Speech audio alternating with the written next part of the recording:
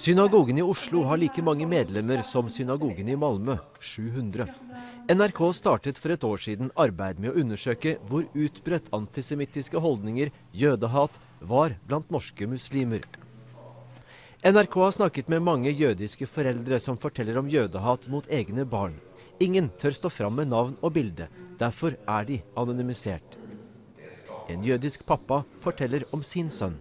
Han var på vei til skogen for å leke med en venn, og ble da tatt av en gjeng mye større gutter enn han, og de spurte, er ikke du jøde? Hvor han svarte ja, naiv som han var, og da ble han tatt fysisk og skulle tas inn i skogen og henges fordi han var jøde. Han klarte å komme seg løs, hvordan det vet han ikke selv i dag, og løp hjem, og hysterisk ringer meg. Da begynte marerittet. Han skapte en redsel i seg selv, hvor han ikke torde å gå på butikken, han torde ikke å ta T-banen. Han var alltid redd for at de var ute etter ham. Han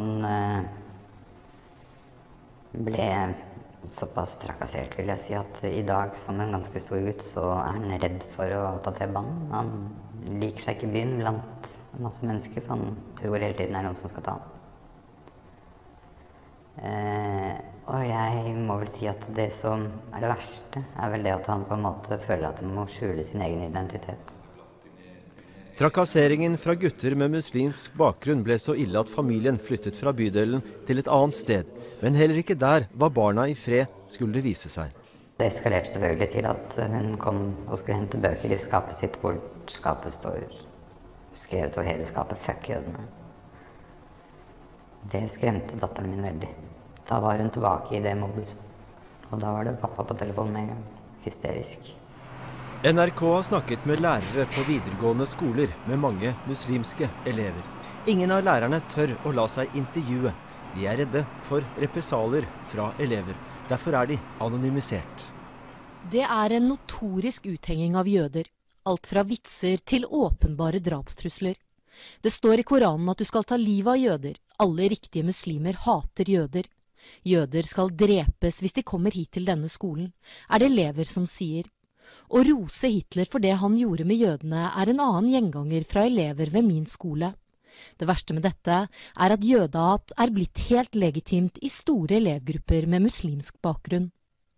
Jeg ser jødehatet spesielt i samfunnsfagtimene. Elever sier jøder styrer alt, hele Vesten styres av jøder. Flere sier også at de beundrer Hitler fordi han drepte jøder. Angrepet på tvillingtårnene i New York 11. september 2001 var det jødene som sto bak. I min klasse er det slik at hvis noen sier de støtter terrorisme, så er det noen som protesterer. Men hvis noen gir uttrykk for jødehat, er det ingen som protesterer. Flere elever hånflirer når jeg snakker om holocaust. En gutt reiste seg og kommanderte meg til å stoppe å snakke om jøder og holocaust. De fleste av disse ungene er født og vokst opp i Norge. Jeg synes det er sjokkerende at det går an å vokse opp i Norge med slike holdninger. Jævla jøde er et mye brukt skjellsord i timene. Hadde jeg vært jøde, ville jeg følt det veldig krenkende. Disse uttalelsene er et stort problem. Lærerne NRK har snakket med har inntrykk av at elevene får mange av sine holdninger fra radio- og TV-sendinger via satellitt. 10 skudd mot synagogen i Oslo i 2006. Voldshandlinger mot jøder i Europa har økt kraftig siden 2000, men i Norge er det ingen som vet omfanget av jødehat blant muslimer. Mange kommer med holdninger hjemmefra, fra de landene de kommer fra, som ikke blir møtt. Det blir ikke tatt på alvor og imøtegått med ordentlig kunnskap og motforestillinger. Og det er skremmende. Islamsk råd medgir at det finnes et jødehat. Det er ganske sjokkerende å se, egentlig. En del holdninger som uttrykkes her er jo helt uakseptable.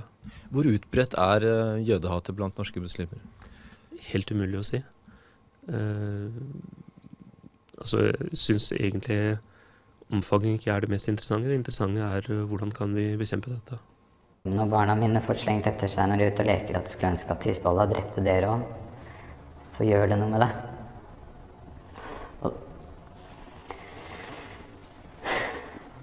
Hva er det det har gjort med barna dine, tror du? Jeg er redd for at de vil ha varige spor. Jeg tror ikke jeg klarer å slette dem.